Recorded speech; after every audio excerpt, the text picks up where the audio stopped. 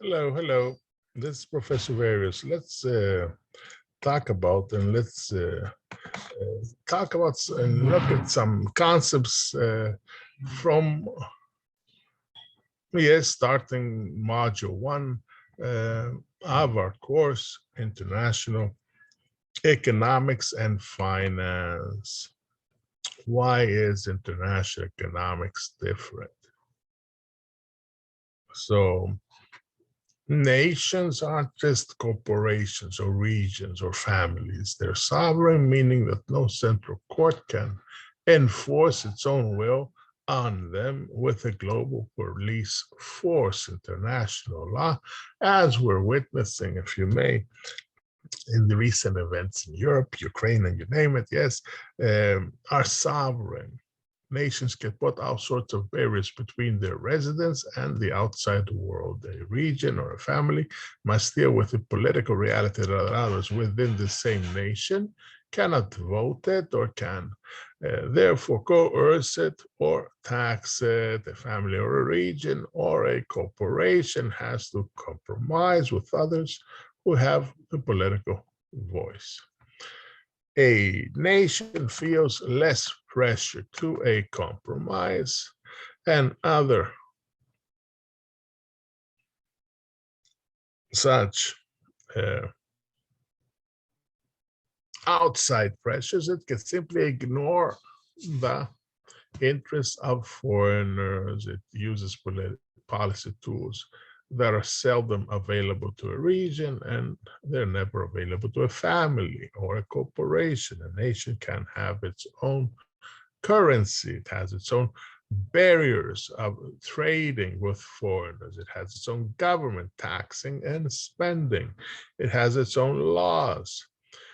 It has its own laws of citizenship, of residence.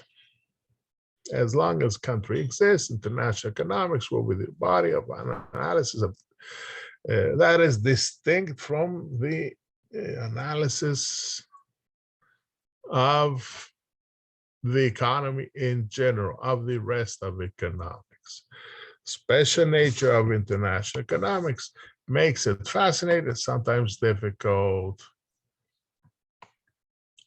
So here's some controversies. The trade war of 2014. No, 2018.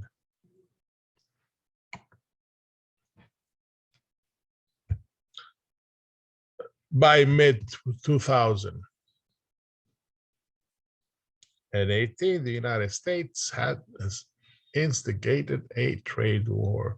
The last time the world had a trade war was the early 1930s. And that did not go that well. There was a spiraling of tariffs that, yes, if not caused, at least exasperated the Great Depression, not just in the United States, but globally. So this tariff war contributed to global losses of general gains from trade made the Great Depression worse than it would otherwise have been. How did it get to a new, or how do we get to a new international trade war?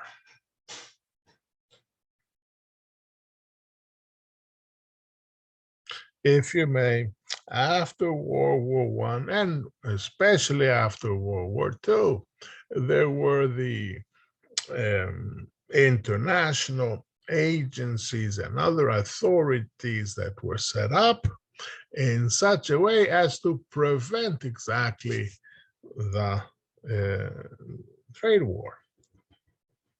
You had the agreement for tariff and trade that starts from that Bretton Woods agreements of the 1944. So the General Agreement for Tariff and Trades, GATT, which was eventually led into the World Trade Organization. And this whole process that started with the end of World War II ended up with the phenomenon of globalization that we witnessed in the last 30 years or so. In the former president, Donald Trump, election campaign, first election campaign in 2016, he rallied against unfair trade with foreign countries and unfair trade agreements such as NAFTA, the North American Free Trade Area. He argued that the US trade deficits with China, Mexico, and other countries were clear evidence that the United States has lost or was the loser in its trade with each of these countries. He vowed to fight for US interests, including the threatening to impose 45% tariffs. Right? What's a tariff? It's a tax on imports, right? Yes, on imports from China, and to withdraw from NAFTA if the other members, Canada and Mexico, would not renegotiate the agreement.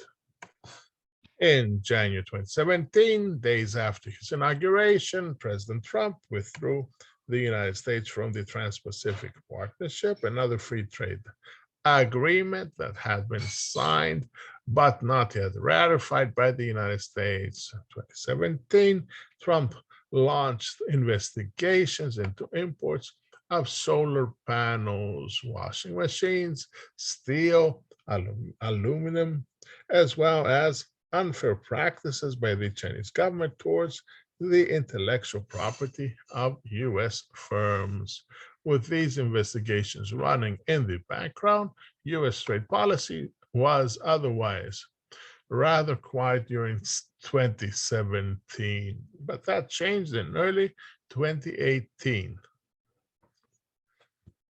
In its investigation of solar panels and washing machines, the U.S. International Trade Commission found that rising imports had harmed U.S. firms in each of these industries. In January, President Trump imposed temporary safeguard tariffs beginning at 30% for imports of solar panels and up to 50% of imports for washing machines. With solar panels and washing machines as a prelude, things headed up beginning March 2018.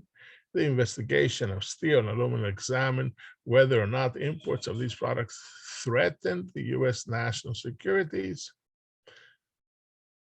So in the U.S., steel production had been roughly steady since mid-1980s. Imports met about a quarter of U.S. use of steel in 2017. Canada, Brazil, South Korea, Mexico, Russia, Turkey, Japan, Germany, Taiwan were the leading sources of U.S. imports. China was not a leading exporter to the U.S. because in most steel products, China already faced a very high import duties. These had been imposed in response to findings that China was dumping steel and that Chinese exporters benefited from the government's subsidies. So what's dumping again? It's the offering of your product, the exporting, in other words, of your product at prices below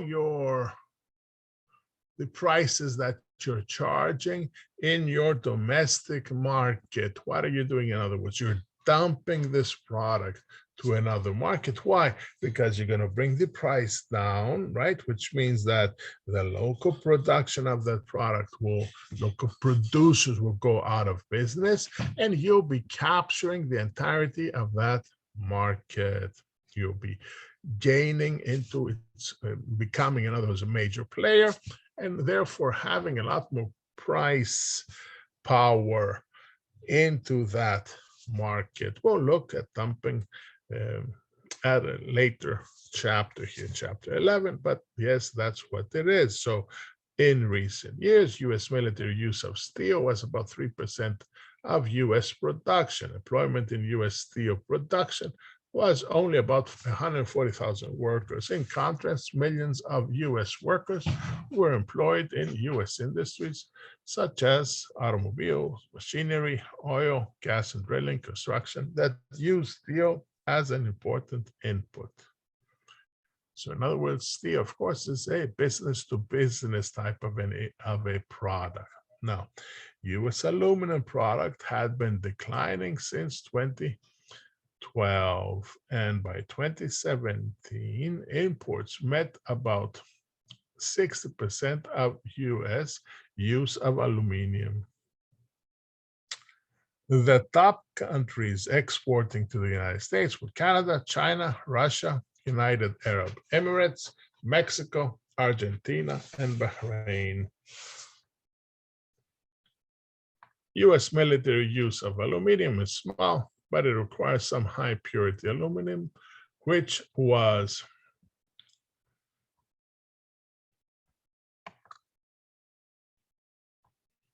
we have, in other words, the need of and the use of specialized type of aluminum.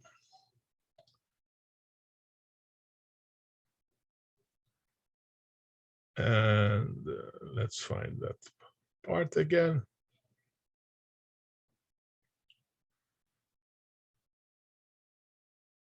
Produced, right, by only one U.S. smelter. The U.S. employment in aluminum production was about 58,000 workers. The U.S. Department of Commerce found that imports of steel and imports of aluminum each threatened national security and recommended across actions by the president. In March, Mr. Trump imposed tariffs of 25% on steel imports and 10% on aluminum imports. He indicated that this was not only good for U.S. security, but also good for U.S. firms and U.S. workers. He provided temporary exceptions for imports from Canada, Mexico, the countries of the European Union, Argentina, Australia, Brazil, South Korea. Under threat of U.S. tariffs, South Korea agreed to voluntarily, quote unquote, limit exports of steel to the United States. Argentina agreed to voluntarily, again, limit its exports of steel and aluminum. And in Brazil, acquiescent to a quota of its exports of steel. So again, the idea of these voluntary restrictions of exports and import quotas are topics that we'll be discussing during this course. Now, on June 1st, and yes, I was in China by that time teaching, Jiaotong University. The U.S. government ended a temporary exception and imposed 25% tariff on imports of steel from Canada, Mexico, and the EU countries, and a 10% tariff on imports of aluminum from these countries and Brazil and South Korea. Australia, a relatively smart exporter, remained exempt from the tariffs. Reactions by the exporting countries to the steel and aluminum tariffs led to the first front of the trade war. In April, the Chinese government imposed retaliatory tariffs on about $3 billion of U.S. exports to China, including 25% tariffs on pork and 7 other products, and 15% tariffs on 120 products. In June and July, Mexico imposed retaliatory tariffs of about 10 to 25% on $3 billion worth of U.S. exports of pork and 90 other products to Mexico. In June, the European Union imposed retaliatory tariff, mostly 25%, on 3.2 billion of U.S. exports to the EU, and the EU indicated that it was holding in reserve tariffs and an additional 3.8 billion of US exports. In July, Canada imposed retaliatory tariffs of about 10 to 25% on the 12.6 billion of US exports to Canada. President Trump set off a global controversy that became a trade war. Let's review some of the results that could be predicted by the economic analysis. First, consider standard analysis of the domestic or national effects of a U.S. tariff on imports of steel or aluminum.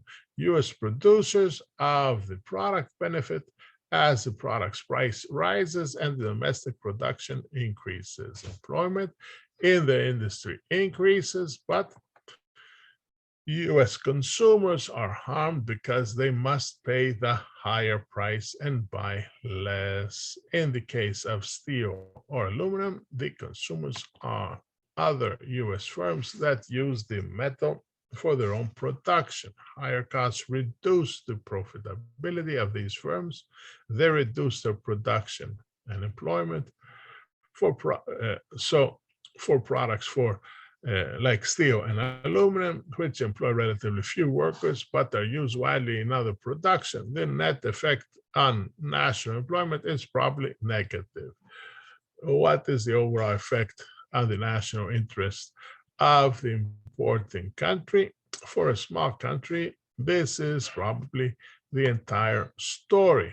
And we could conclude that overall, a small country loses by imposing a tariff. The losses to domestic users and consumers are larger than the gains to domestic producers and the government.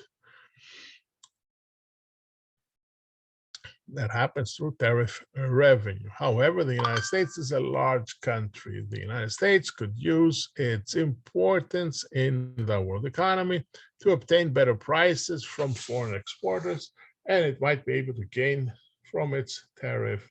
But more than one can play this game. Foreign exporters may fight back, as they did with the retaliatory tariffs. In this case, most, if not all, of the countries involved in the trade war are likely to be losers. They are mostly giving up the general gains from trade, from international trade. We can also wonder what the U.S. justification of national security used by imposing steel and aluminum tariffs.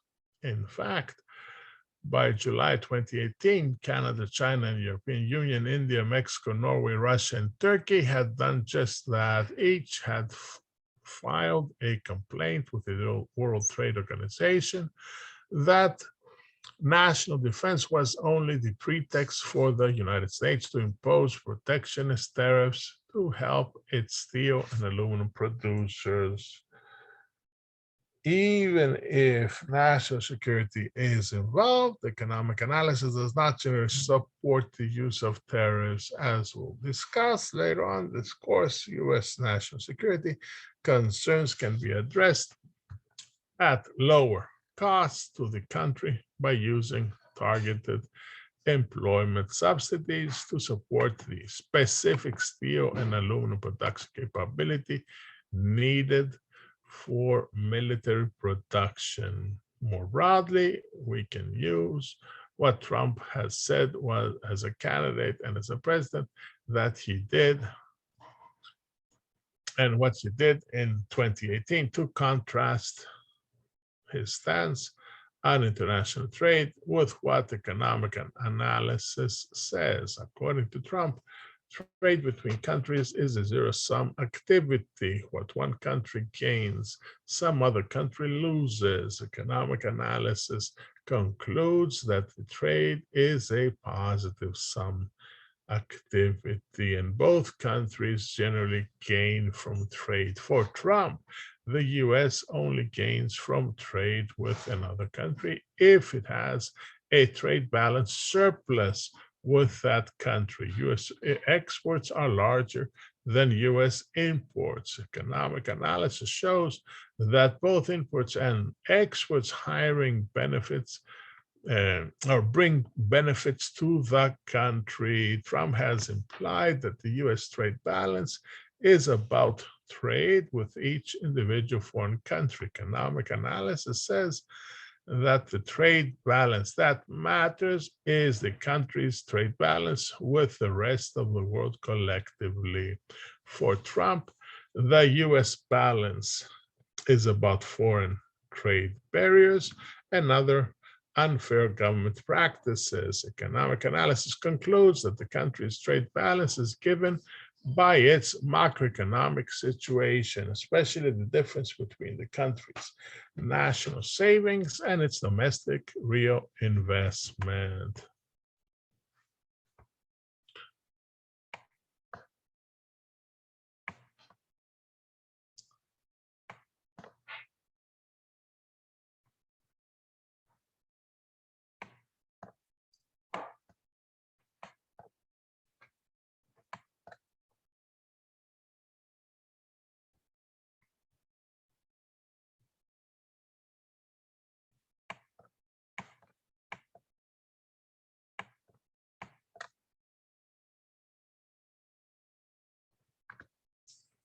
We can also wonder about the justification of national security used in imposing these steel and aluminum tariffs.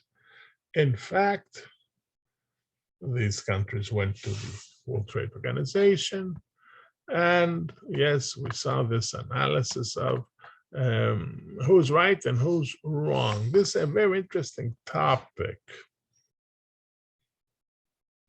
And yes, this is our textbook. I'm urging you to rent it or buy it and start reading it.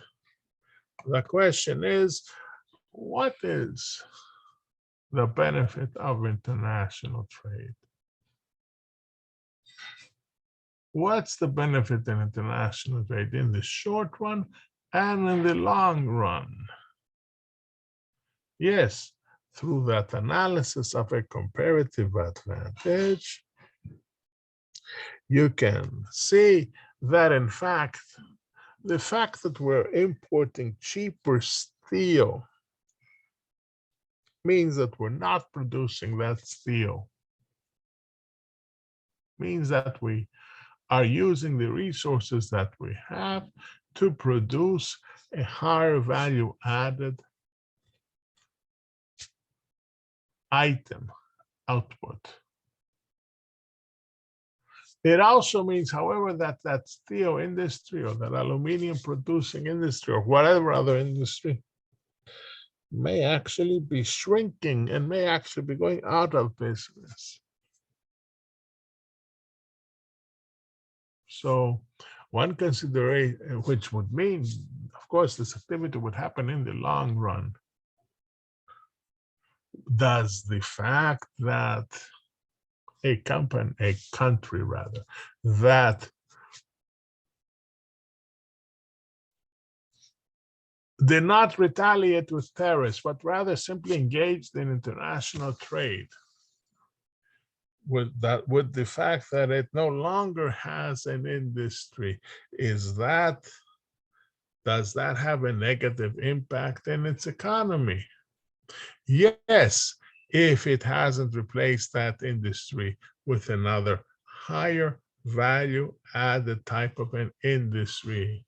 No, if in fact it has replaced that industry with another higher value added type of, in other words, with a higher return to its resources that it uses.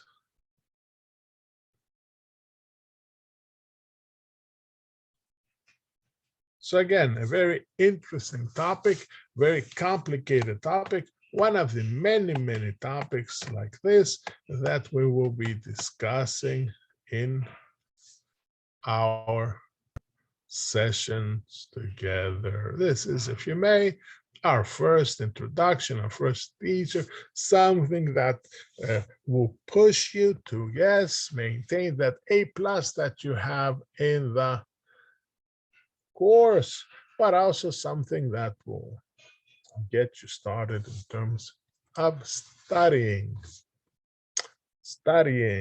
the textbook, reading the textbook, completing the assignments, particularly participating also meaningful with our discussion board items. Thank you very much. Talk to you pretty soon.